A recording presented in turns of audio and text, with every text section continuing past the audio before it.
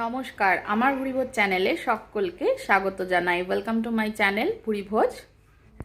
আবারও আজকে আর একটা নতুন রেসিপি নিয়ে চলে এসেছি। রেসিপি ভালো লাগলে রেসিপিতে লাইক দেবেন, শেয়ার করতে ভুলবেন না। আর যারা আমার চ্যানেলটাকে এখনও সাবস্ক্রাইব করেনি তাদের অনুরোধ রইল সাবস্ক্রাইব করার জন্য।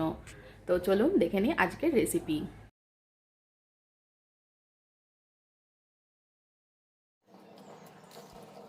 আজকে তৈরি করব নিরামিষ স্যান্ডউইচের রেসিপি। গরমকালে কিন্তু এটা খেতে ভীষণই ভালো লাগবে এবং ছোট থেকে বড় সকলেই এই স্যান্ডউইচ চেয়ে খাবে। তো চলুন দেখে নিই কীভাবে বানাবো।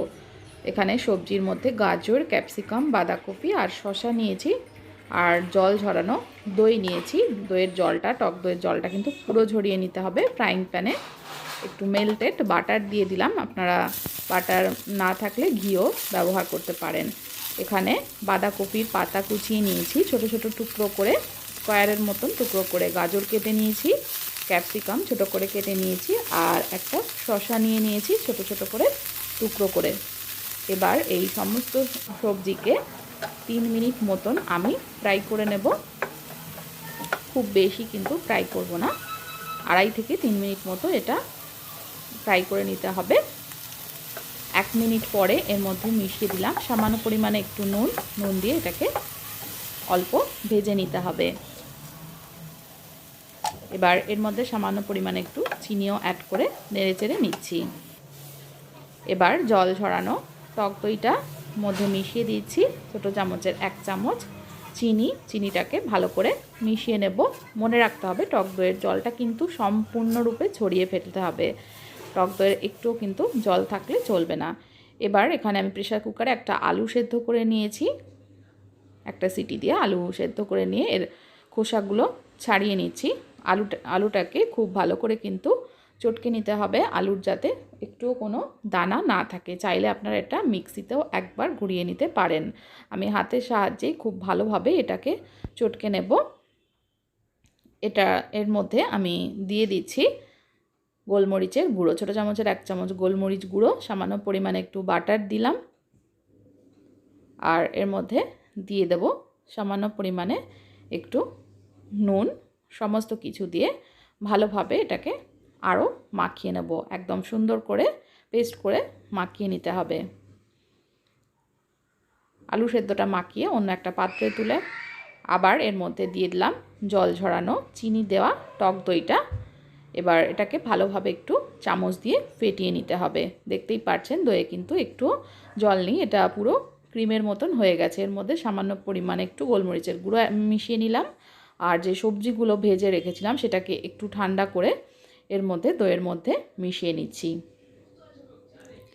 এখানে রয়েছে শসা, গাজর, ক্যাপসিকাম, বাঁধাকপি।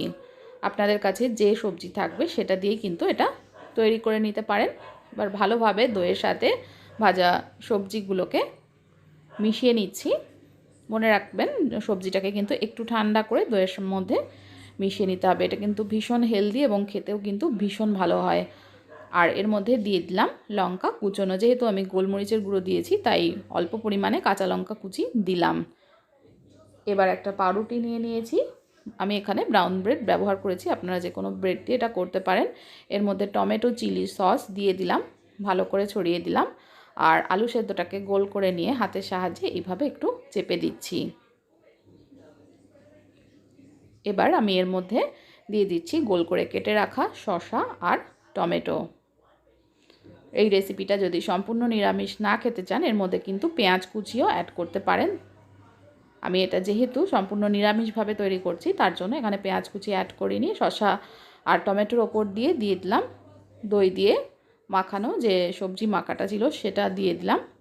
এর ওপরে আরেকটা পাউরুটি দিয়ে দিচ্ছি। এবার কড়াইতে দিয়ে দিলাম মেল্টেড বাটার সামান্য পরিমাণে।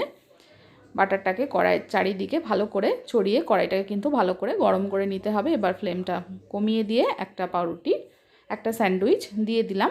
এবার 2 মিনিট পরে এটাকে উল্টে দেব। দেখবেন এরকম উপর দিয়ে লালচে লালচে ভাব চলে আসলে অপর পিঠটা উল্টে দিতে হবে। দুটো দিকই এরকমভাবে সেঁকে নিতে হবে। এবার মাঝখান থেকে এটা একটু গরম থাকা অবস্থাতেই কেটে নিতে হবে। কেটে এটা সার্ভ করে দিই। ভীষণ সুস্বাদু। লাঞ্চ বক্সেও আপনারা এরকম একটা রেসিপি দিয়ে দিতে পারেন। অসাধারণ একটা রেসিপি, এটা একদম তৈরি হয়ে গেছে খাওয়ার জন্য।